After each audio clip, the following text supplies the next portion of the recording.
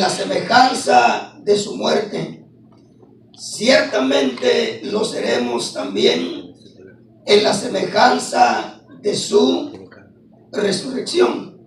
Si quiere leamos hasta el 11. Sabiendo esto, que nuestro viejo hombre fue crucificado con él, para que nuestro cuerpo de pecado fuera destruido. Oiga eso, para que nuestro cuerpo de pecado, note que el verso 6 tiene un verbo pasado y un verbo futuro. Dice el verso 6, sabiendo esto, que nuestro viejo hombre fue crucificado con él, para que nuestro cuerpo de pecado, no sabemos a qué altura de nuestro caminar con Cristo, para que nuestro cuerpo de pecado fuera destruido. ¿Con qué fin? Con el fin de que ya no seamos esclavos del pecado. Eso quiere decir que hasta que nuestro cuerpo de pecado no sea destruido, tenemos que saber que somos esclavos del pecado. Y no le podemos decir a Cristo como le dijeron aquellos religiosos en el tiempo en el que Cristo andaba caminando en la tierra. Le dijeron a aquellos hombres, está diciendo, porque Jesucristo dijo, y conocerá la verdad. Note que está en tiempo futuro. Y conoceréis la verdad, y la verdad os hará libres. Aquellos fariseos religiosos le dijeron, nosotros nunca hemos sido esclavos de nadie. ¿Cómo nos hablas tú acerca de ser libres? Jesucristo les dijo, todo el que hace pecado, esclavo del pecado es. Claro, a Cristo no le costó llevar a la gente a saber de que era pecadora, en sí a los religiosos. Porque si a alguien cuesta llevarlo a reconocer que es pecador, es al religioso. Amén. Ahora, a Jesús no le costó. En una oportunidad, estos religiosos llevaron a una mujer que la encontraron en el acto mismo del adulterio, y lo que buscaban era una ocasión de poder acusarlo. Buscaban una razón de poder decir contra él para poder matarlo. Sin embargo, le llevaron a Jesús a esta mujer y le dijeron, mira, Moisés nos mandó que a tales mujeres hay que apedrearlas. Y como tú dices que tú vienes a quitarlo de Moisés y vienes a implantar lo tuyo, ¿qué dices tú? ¿Qué dices tú? Jesús no le dijo nada en contra de Moisés. En sí les dijo, ustedes están en lo correcto. Moisés mandó eso. Sin embargo, ustedes no han entendido que Moisés también dijo que el que lanzara la primera piedra tenía que estar sin pecado. Y luego dice que esa palabra golpeó la conciencia de esos hombres y reconocieron en el instante que ellos también habían pecado. Y empezaron a botar las piedras con las que iban a apedrear a aquella mujer. Y se fueron. Pero el Señor los llevó a reconocer de que eran pecadores. Ahora, la Escritura declara en San Juan 8 que Jesús le dice a los discípulos, ustedes conocerán la verdad. Porque, hermano, la verdad no se conoce de la noche a la mañana. Hermano, el conocer la verdad es un caminar con Dios. La Biblia dice que el caminar del cristiano tiene que ser como el levantamiento del sol. Porque una es la luz de las 6 de la mañana y otra es la luz del mediodía. O sea, hay cristianos que piensan que llega a Cristo y ya está completo, ya está perfeccionado, ya está listo. No, hermano, eso no es así.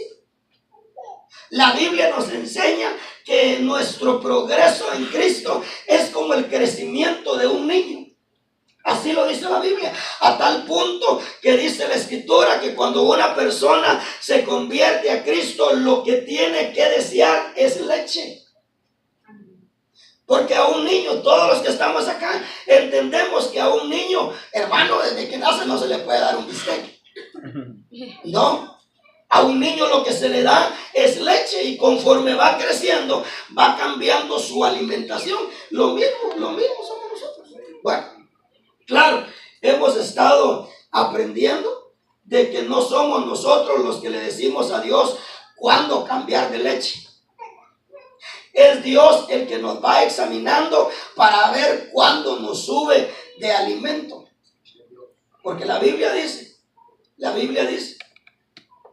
que un cristiano de muchos años, pero sigue peleando, es un niño. Un cristiano de muchos años, pero con envidia, dominándolo la envidia, es un niño. Eso dice la Biblia. Y dice que a ese niño no se le quita la leche. Por eso es que podemos ver en Corintios que Dios le dice a Pablo: ve a la iglesia de Corintios y deja el galón de leche y me les vas a llevar un alimento más sólido.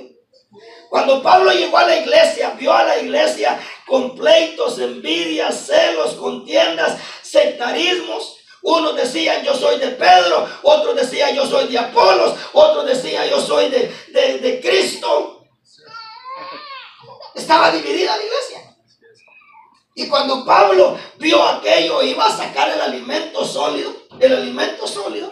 Yo me pregunto, ¿será que alguna vez han experimentado lo que sería dejar a un niño hasta los 10 años crecer con leche? Hermano, hoy los niños a los 4 meses están pidiendo mamá McDonald's. Hoy los niños, es increíble, hermano. Cafecito con pan y qué sé yo, y bueno, el alimento sólido, pero dice que cuando Pablo llegó a la iglesia y encontró a la iglesia en pleitos, iba a sacar el alimento sólido y le dijo: Dios, vuelve a meter eso de regreso a tu bolsa y me vuelves a sacar por favor el biberón, y le sigues dando leche a estos que se aferran a seguir siendo niños. Ahora, nosotros entendemos por la Escritura que Cristo viene por una iglesia no niña. La naturaleza misma, la vida misma nos enseña que un hombre no se casa con una niña de 8 años. Por eso es que en Ezequiel 16, usted ve cómo Dios encuentra a cada hombre y a cada mujer. Dice: revolcándote en tu sangre, encuentra Dios a un hombre y a una mujer. ¿Por qué digo yo que encuentra? Porque nosotros, hermanos, aunque vayamos a la iglesia, no somos los que buscamos a Dios, Él nos busca a nosotros. Así dice Isaías: yo me dejé hallar por un pueblo que no me buscaba, a un pueblo que no preguntaba por mí. Yo les dije: aquí estoy. Dijo Isaías: yo lo voy a provocar a celos con un pueblo que ni a pueblo llegan. ¿Qué seremos entonces, hermano? Perdóneme, con el respeto a los hermanitos nuevos, pura chusma. Así le llamaba Dios chusma o populacho a todo aquel que no pertenecía a Israel.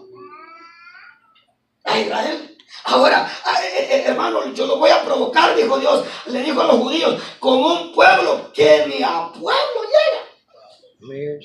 Un pueblo que al leño le dice: tú eres mi Dios, y a la piedra le dice: tú eres mi Padre. Eso éramos. De ahí, esos fueron nuestros antepasados. Ahora Dios dijo: yo a eso me les voy a revelar.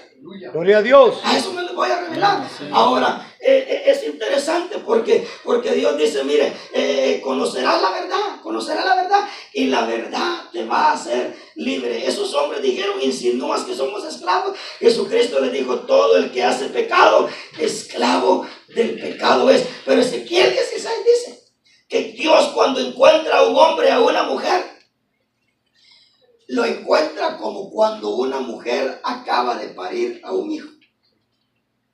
Hermanos, solamente los padres en ese amor pueden agarrar a un hijo con todo lo que... ¿Cuántos han visto nacer a un niño? Pero desde que nace. Todos, la mayoría. Hermano, ¿cómo nacen los niños? Mire, si usted no es el papá y si usted no es la mamá o la abuela,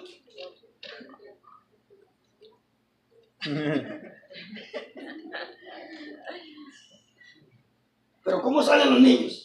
Y dice Dios que cuando nos encontró a nosotros, nos encontró como cuando a un niño lo acaban de parir. Dice, y lo peor es que te tiraron en el campo, dice. Te tiraron con sangre y con todo, y te revolcabas, y ningún ojo se apiadó de ti. Pero yo pasé junto a ti. ¡Aleluya! Y te vi revolcándote en tu sangre. Y mientras te revolcabas en la sangre, te dije, vive. Aleluya. Te dije, vive. Y dice la Biblia que empezó a alimentar a esa niña. A esa niña. Empezó a alimentar a esa niña y la vistió. Y dice la Escritura que después de cierto tiempo, él pasó por donde estaba aquella niña y vio que ya no era una niña. Ezequiel 16. Tu pelo había crecido y tus pechos habían crecido. Y dice Dios, y entendí que tu tiempo ya no era tiempo de muñecas, era tiempo de amores. Entré en un pacto contigo de amor, nos casamos y fuiste mía. Ahora la Biblia nos habla a nosotros. Apocalipsis capítulo número 20. Apocalipsis 20 dice, regocijaos cielos y alegraos tierra, porque al fin llegaron las bodas del Cordero. Amén. Porque déjenme decirle, entre todo el pueblo cristiano evangélico, Dios tiene una. Dios tiene una. Yes, sir. No todo el evangélico es eso. No, dentro del pueblo evangélico hay una. Amén. Por la que Él viene. Amén. Por la que Él viene. Gracias, Cristo. Le llama la novia. El primero que dijo semejante cosa fue Juan el Bautista. Quisieron provocar a Juan el Bautista a entrar en celos con Cristo. Porque dos de sus discípulos dice que le llegaron a decir a Juan, aquel del que tú diste testimonio, vieras qué cantidad de gente la que tiene y todos van a él. Y dijo Juan el Bautista, gloria a Dios. Gloria a Dios. Porque este gozo mío al fin se completó. Y dijeron aquellos dos, ¿de qué estás hablando? Es que el que tiene que tener a la novia es el novio. Aleluya. Yo digo, solamente soy el que lleva las cartas. Los jóvenes hoy en día no entienden eso. Pero aquellos que tenemos de 40 para abajo, nos acordábamos cómo nos enamorábamos antes con puro papel y lápiz. Y teníamos a alguien que le tenía que llevar las cartas a la fulana o al fulano. El mandadero. Entonces Juan dijo, gloria a Dios, dijo, al fin este negocio se completó. Porque el que tiene que tener a la novia es el novio. Yo, el amigo del novio, y los oigo, solamente lo que me queda es alegrarme por ellos. Entonces Cristo tiene una novia. Y no tiene que ser niña, pero tampoco tiene que ser vieja. Porque Él no se va a venir a casar ni con una niña, ni con una vieja. Aunque cuando la trompeta suene, van a haber mujeres de 90 años que se van a levantar. Pero como vamos a ser glorificados, nos van a dar un cuerpo nuevo. Una de las cosas que la Biblia dice que no va a haber es estómago, gloria a Dios, ¿verdad? ¿Cómo nos da lata esta cosa, hermano?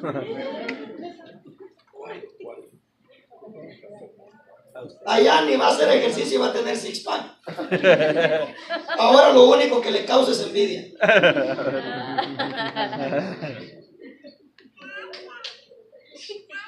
Él no viene.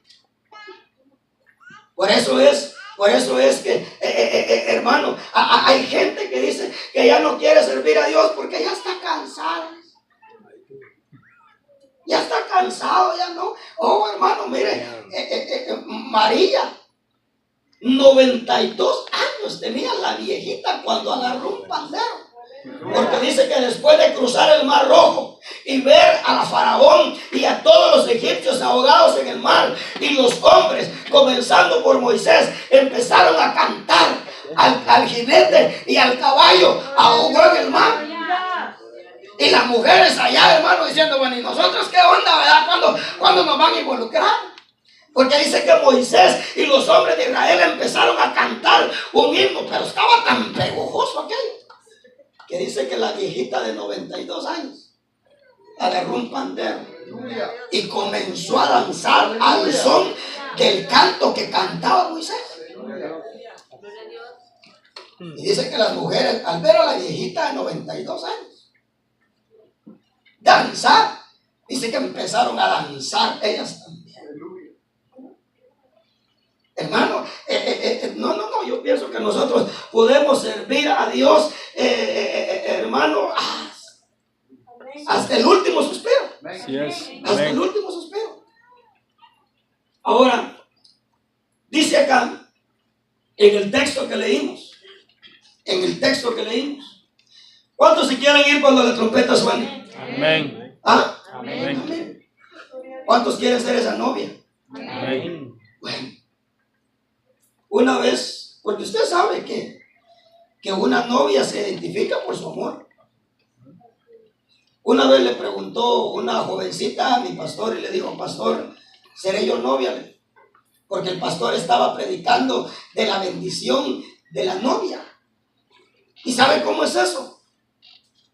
Y hay hombres que hacen la figura de Cristo. Uno de ellos es Moisés.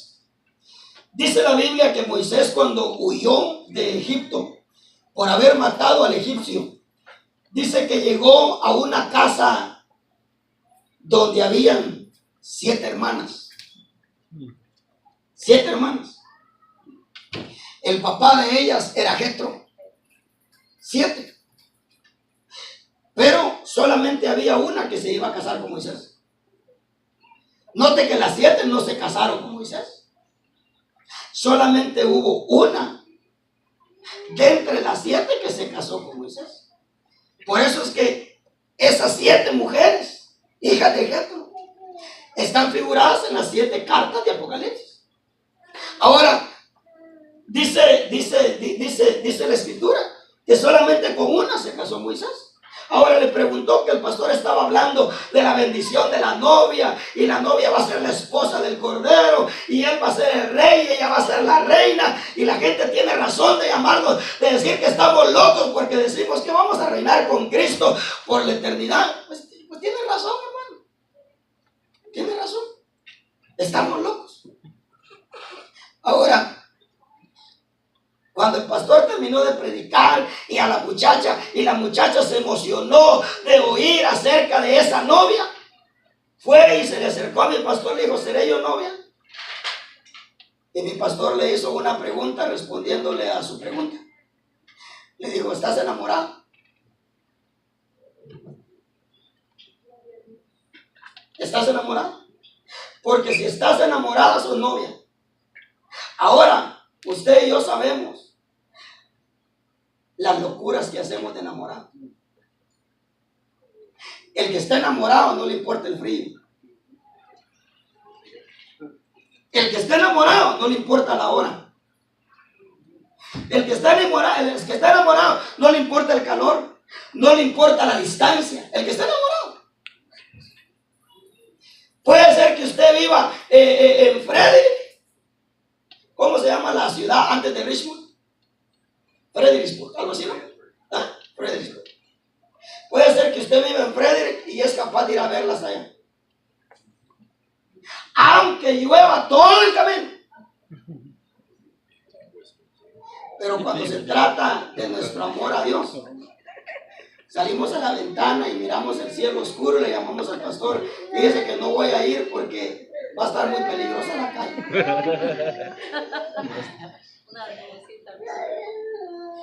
Estornudamos. ¡Ay! Pastor, ve que me voy a enfermar, no voy a ir al culto. Yo le pregunto, ¿estará enamorado?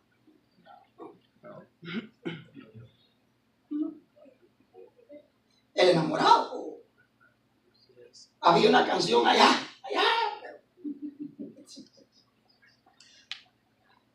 que decía, para ir a tu casa debo hacer o debo caminar más de 10 kilómetros de a pie. ¿Te acuerdas? No, nunca lo hizo. Manda Ruth si se acuerda porque se está riendo. No, tampoco. Ella es muy sonriente. Es de Guatemala, sí, es de Guatemala. Pero así decía, para ir a tu casa debo hacer más de 10 kilómetros de a pie. Decía, es lo que me lleva para ir a verte. Decía. Es que el enamorado. Oh, el enamorado. No, usted y yo sabemos, a menos que a usted nunca le haya agarrado esa loquera de enamoramiento. Pero yo creo que sí. Yo me sospecho que sí. Mire, el enamorado, no hay papá, no hay mamá, no hay hermano, no hay hermano, no hay nada, hermano. Para enamorar, ¿qué? Ahí está la mamá queriéndole hacer entrar en razones. Por demás. Es como de tener un trailer a 80 millas por hora. Por demás, Usted se imagina que esa loquera tuviéramos por Cristo. Hermano, ya estuviéramos en el cielo. Ya nos hubiéramos ido con Cristo. Ahora la Biblia dice que es necesario que nosotros seamos unidos a Él en la semejanza de su muerte. Ahora, ¿por qué? Porque dice que vamos a tener la necesidad de ser unidos a Él también en la semejanza de su resurrección. Ahora, lo que tenemos que aprender es ¿cómo sería la resurrección de Cristo? Hermano, qué gloriosa sería la resurrección de Cristo. Hermano, cuando Cristo resucitó, ya no existía la distancia, ya no existían las paredes. Por eso es que uno puede ver que los apóstoles, hermano, cuando Cristo murió, se metieron en la casa, trancaron la puerta. Cuando María llegó a decir que Cristo había resucitado, le pusieron 7 trancas más por miedo. Y Cristo entró a la casa sin abrir la puerta. ¿Por qué? Porque su resurrección había sido gloriosa. La Biblia dice que en cuanto a la carne era hijo de David. Pero dice, pero por causa del Espíritu de santidad que había en él, dice, fue declarado hijo de Dios con poder. Dice. Ahora, la resurrección de Cristo. Filipenses, si no me equivoco, capítulo número 2. Dice que fue exaltado. Claro, nosotros no entendemos estos pasajes o estas frases. Dice que fue exaltado hasta lo sumo. Dice. Hasta lo sumo. Hermano, ¿qué será eso? Lo que quiere decir que ya no hay otro lugar más arriba de donde Cristo fue exaltado. Dice, fue exaltado hasta lo sumo y se le confirió un nombre que es sobre todo nombre. Para que ante ese nombre se doble toda rodilla. De los que están en los cielos, en la tierra y debajo de la tierra, y toda lengua confiese que Él es el Señor. ¿Y sabe una cosa? Y dice la Biblia que ahí nos quiere llevar Él. Porque dice que si somos unidos a Él en la semejanza de su muerte, también vamos a ser unidos a Él en la semejanza de su resurrección. Por eso es que Efesios dice que nosotros morimos con Él, resucitamos con Él. Y oiga lo que dice Efesios. Y dice, y nos sentaron ya en lugares celestiales con Cristo. Hermano, ¿no le gustaría a usted saber si usted está allá? Porque oiga eso.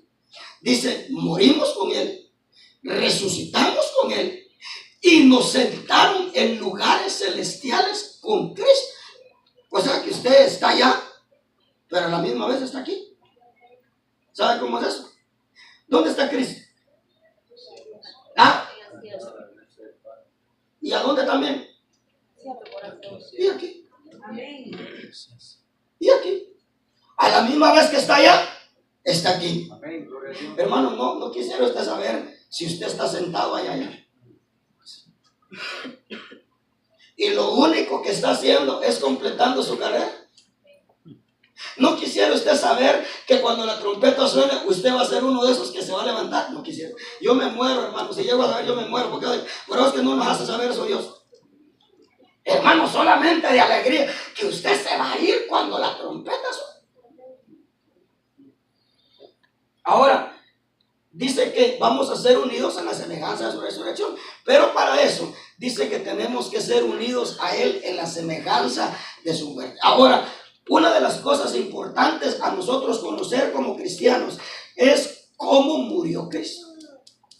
¿Qué llevó a Cristo a morir? Porque dice que nosotros también tenemos que ser unidos a Él en la misma semejanza de su muerte. ¿Por qué? Porque si queremos tener la semejanza de su resurrección, tenemos que también morir en la semejanza de su muerte. Lo que está diciendo es que aquello que llevó a Cristo a morir es lo que a nosotros nos tiene que llevar a morir. No antes físicamente, sino antes morir a nuestra carne, a nuestro cuerpo de pecado. Ahora, es bien interesante. ¿Sabe por qué es importante? Porque, hermano, nosotros estamos viviendo en un tiempo y en un país, y por supuesto, ahora en todo lugar existe el bullying. En todo lugar existe el bullying. Pero estamos, hermano, nosotros no estamos viviendo un tiempo y no estamos viviendo en un país donde el respeto está aumentando. Nosotros no estamos viviendo ese tiempo. Nosotros estamos viviendo en un tiempo donde la falta de respeto está incrementando cada vez más.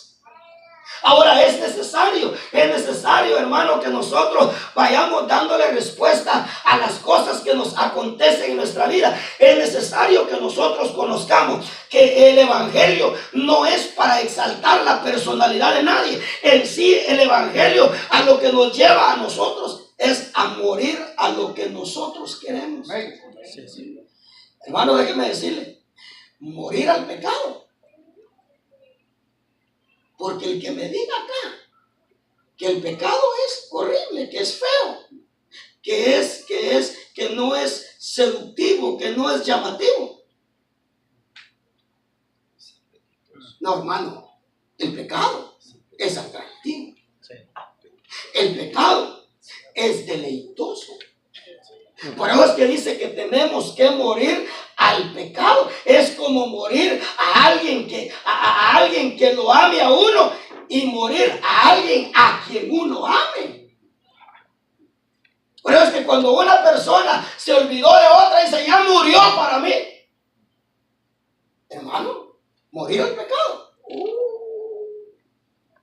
Mire, solamente allí en la esquinita, la música. Solo allí en la esquinita. Para empezar ahí, hermano, ¿cómo cuesta?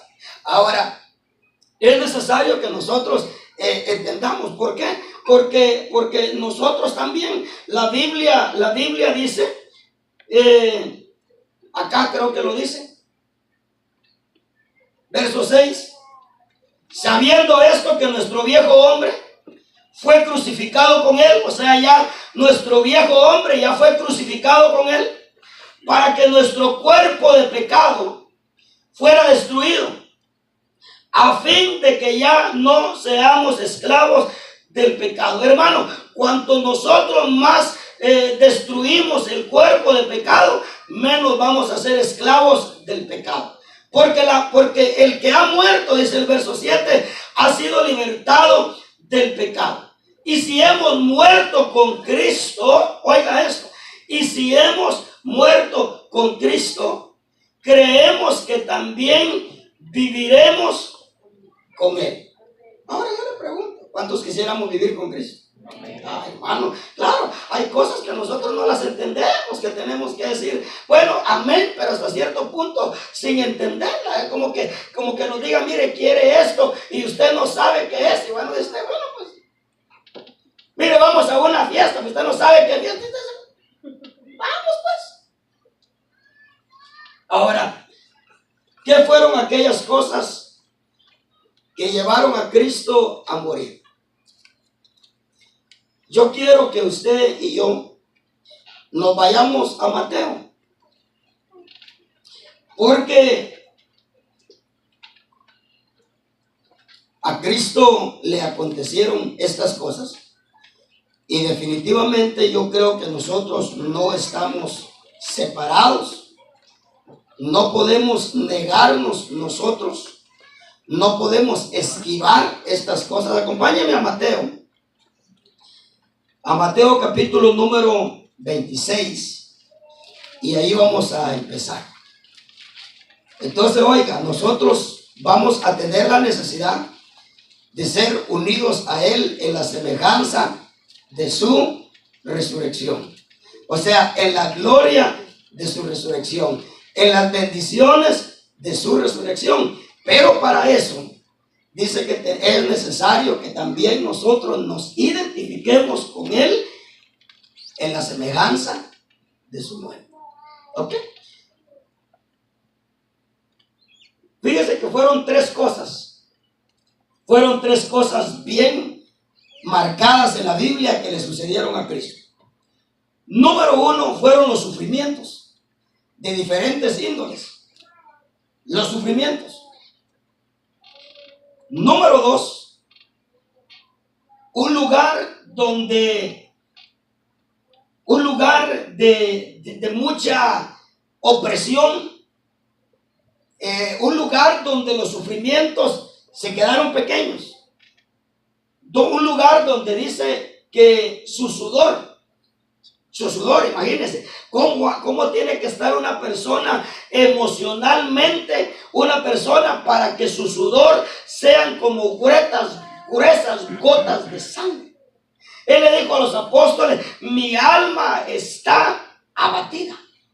Mi alma está, hermano, en una postura horrible, pero ese lugar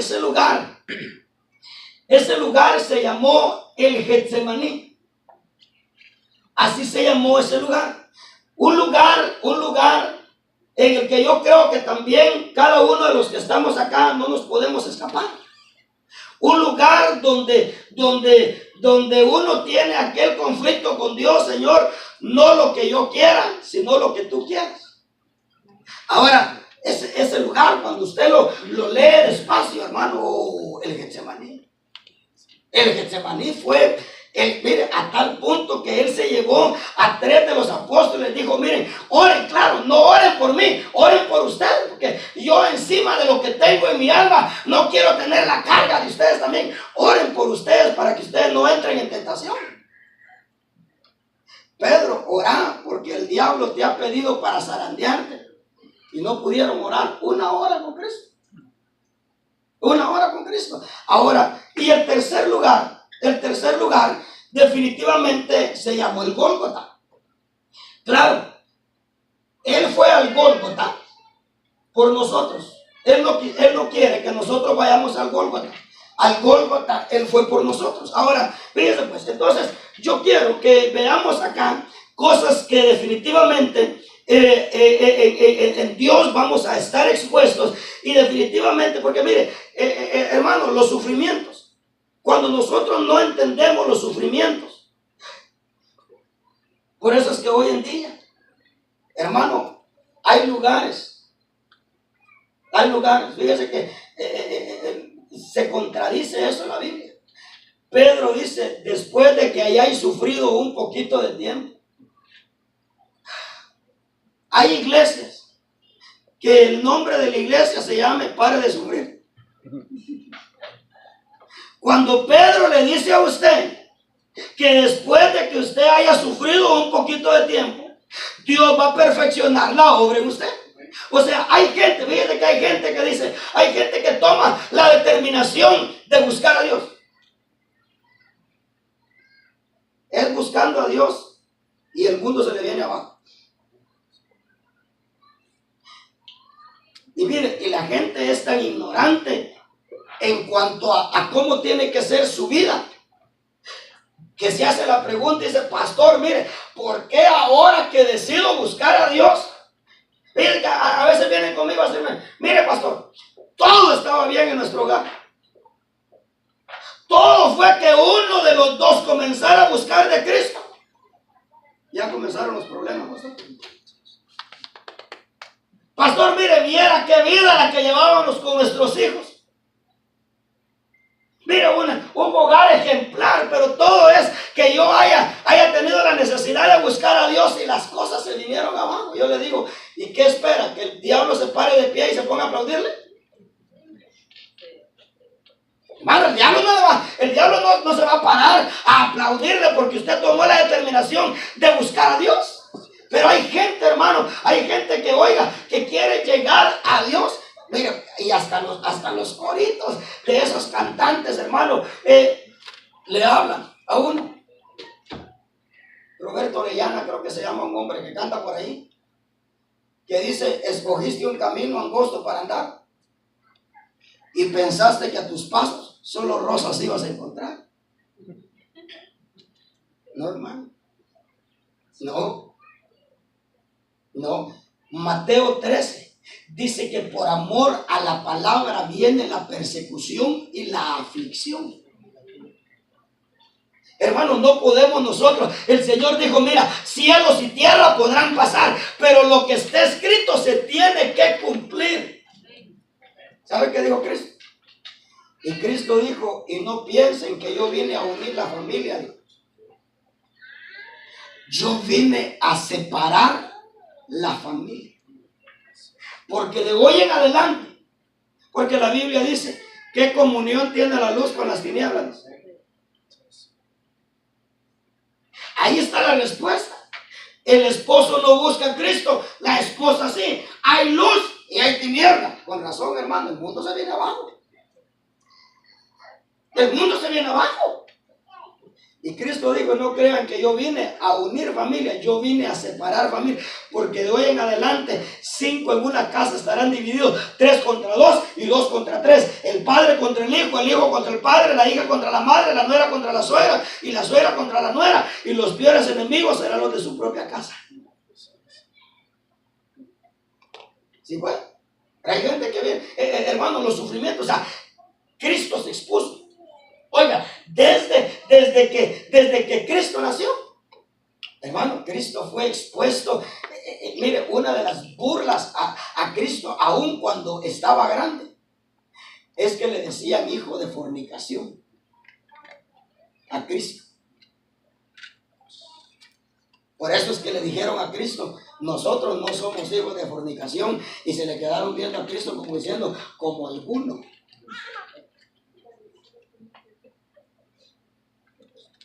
Así, o sea, hermano, ya si tenemos tiempo vamos a leer algunos textos, pero yo quiero que nos introduzcamos ahí a eso que experimentó Cristo. O sea, antes de la cruz, la cruz fue como quien dice, el tiro de gracia. La cruz fue la muerte física, pero déjame decirle, la muerte física no es tan problemática, especialmente si es rápida. Si es rápida. Oh, hermano, la muerte a nuestro ego, la muerte a nuestro orgullo, la muerte a esa muerte. Oh, yo le aseguro. Aquí lo vamos a leer. Mateo 26. Mateo 26. Y yo voy a correr, usted me perdona que yo corra, pero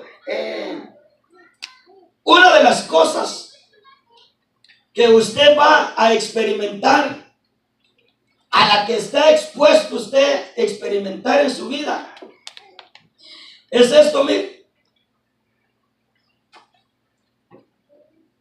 la traición. ¿Por qué? Porque Cristo la experimentó. Y usted sabe, por supuesto que yo no sé dibujar, y por eso es que mejor no me iba a animar a dibujar, pero no quiero que se ría de mí. Pero usted sabe que la Biblia dice que Cristo es la cabeza del cuerpo. Entonces, ¿quién es el cuerpo? Nosotros. Ahora, Cristo experimentó traición, verso 21. Leamos el 20. Al atardecer, estaba él sentado a la mesa con los 12 discípulos. Y mientras comían, dijo, a esas alturas ya él sabía. Y mientras comían dijo, en verdad os digo, que uno de vosotros me entregará. ¿Cómo dice alguna otra versión? ¿Hay alguna otra versión que diga diferente? Me va a entregar. Me va a entregar. Lo mismo caso. Bueno, traición. Ahora fíjese pues, ¿por qué? Porque hermanos, si nuestros ojitos no están abiertos, fíjese que yo veo a gente, por ejemplo, la Biblia dice de que aún en una iglesia tan pequeña como esta, dice que pueden haber bandos. Y yo como pastor, que han venido conmigo a tratar de escandalizarme, dice, pastor, y usted no va a hacer nada. ¿Y qué voy a hacer si la Biblia dice que eso es necesario? O sea, a donde voy es que cuando usted sabe que algo le va a suceder, que le tiene que suceder para una muerte en usted. Para una muerte en usted. ¿Por qué lo vamos a sorprender? Es como aquel que se viene a nuestros países, sabido que el 99% lo van a agarrar y que cuando lo agarren se sorprenda. Si ya viene sabido que lo van a agarrar. Hay gente que ya viene determinada a entregarse. Y hoy está funcionando más eso, que se están entregando mejor, y cabe la posibilidad que los dejen salir. Lo que estoy diciendo es, hermano, cuando experimentemos traición en Dios, o sea, caminando con Dios, no se sorprenda. Hermano, Andy no está expuesto a eso. Yo estoy expuesto a eso. Cada uno de los que estamos acá estamos expuestos a eso. Traición de un hermano, a una hermana, de una hermana, a un hermano, de un tío, a una sobrina, de eso, qué sé yo. Hermano, estamos viviendo en un mundo. Ahora, estamos viviendo en un mundo que eso está sucediendo. Ahora, 26:31. Entonces le decía, lo primero es la traición. Oh, hermano, ¿cómo duele la traición, verdad? ¿O no duele la traición? Oh, la traición duele, hermano. Pero a nosotros no nos tiene que sorprender. ¿Por qué? Porque la Biblia lo dice. Esto significa ser unidos en la semejanza de su muerte. Porque si a Cristo le aconteció, Aleluya. Cristo dijo, si con el árbol verde hicieron estas cosas, ¿qué no van a hacer con ustedes que son las ramas?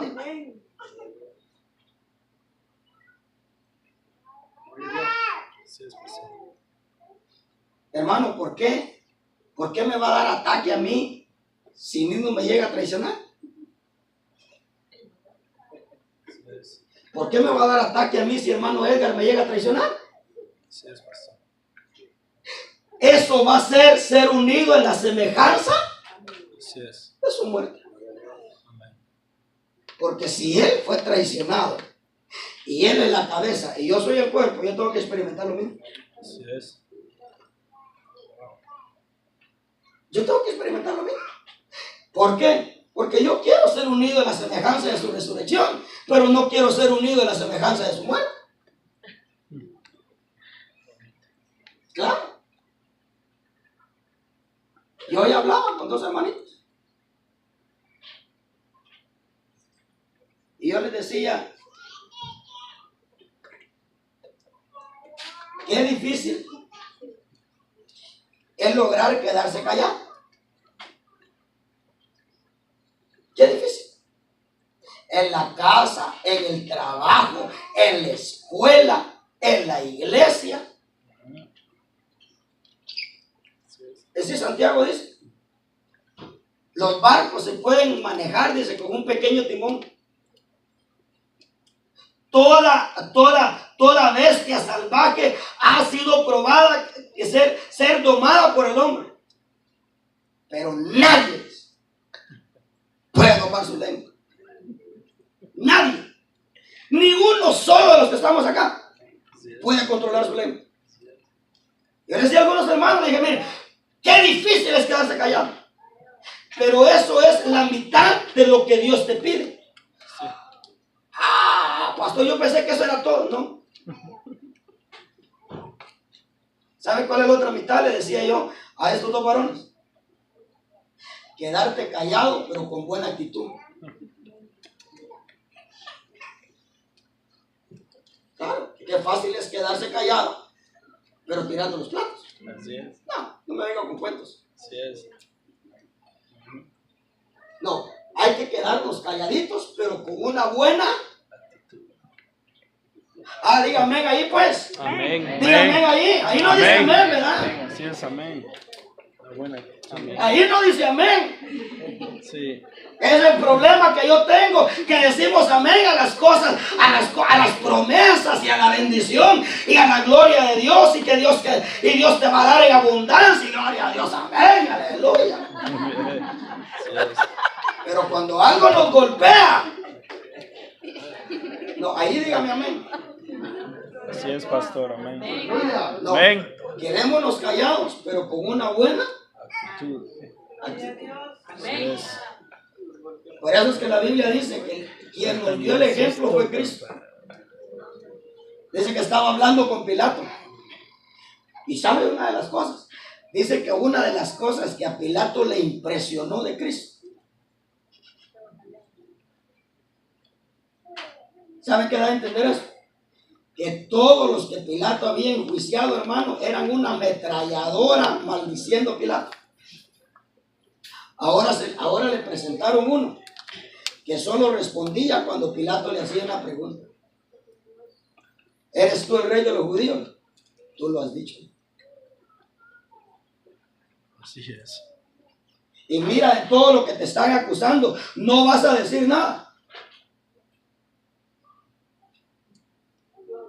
Así es. ¿No crees que tengo poder para soltarte y poder para condenarte? Y se dio vuelta y le dijo, no tendrías autoridad sobre mí si no te fuera dada del cielo.